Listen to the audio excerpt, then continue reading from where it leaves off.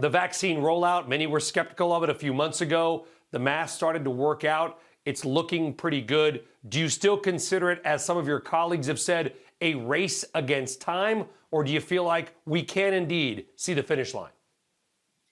You know, the advent of vaccines has been an extraordinary advance, and we are in a position to really get this virus under control, but we aren't there yet. And it is a race against continuing spread and continuing evolution of variants. So we have to be mindful. We have to continue the public health interventions that we know make a difference, and we have to push vaccine out. Make sure that everyone who wants vaccine gets it in the United States and around the world. No country is safe until we get vaccine to all countries and really combat this coronavirus pandemic through this remarkable scientific advance.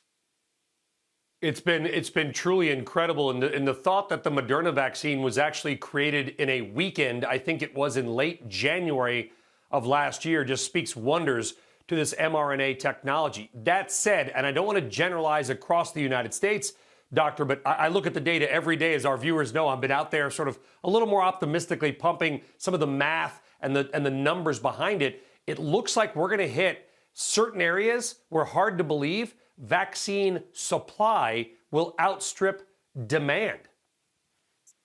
Well, that will be true in the United States. But as I said, we have to think about this as a global pandemic that needs global solutions. But the fact that we were able to go from the discovery of a novel coronavirus back in January of last year, the posting of the genome January 10th, I think it was, by Chinese scientists, and vaccines into arms of people in less than a year is extraordinary. And it reflects, of course, the power of science and the power of scientists working together across government and industry and academia and across borders.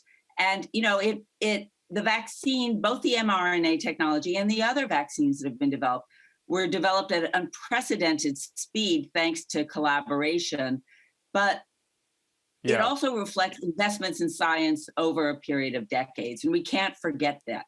Science and investments in science are driving the kind of advances that can help us to combat coronavirus, but the other big challenges that loom before us. I'm embarrassed to admit this, Doctor, but I was standing around the other day somewhere, there's other people around, and I was sort of eavesdropping on a conversation. I mean, they were just talking out loud anyway, and it was a group of folks who were talking about either what vaccine they had had. Oh, which one did you get? I got Moderna. Oh, I got Pfizer.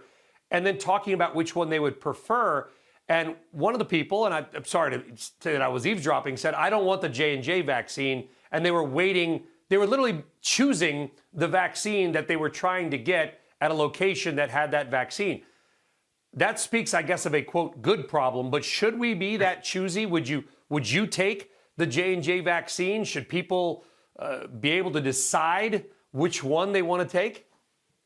Well, right now, when vaccine supplies are still limited and the pandemic is still raging, strongly recommend that people take whatever vaccine they can get. These are a set of vaccines that are really extraordinarily safe and efficacious. Yeah. There are differences. Some prefer one jab, one and done. Others have been very impressed by the new mRNA technology, but they're good vaccines and they will make a difference, and you should take whichever one you can get. But I'm glad that people are learning a lot about how vaccines are developed and thinking about health choices in their lives. Shepard Smith here. Thanks for watching CNBC on YouTube.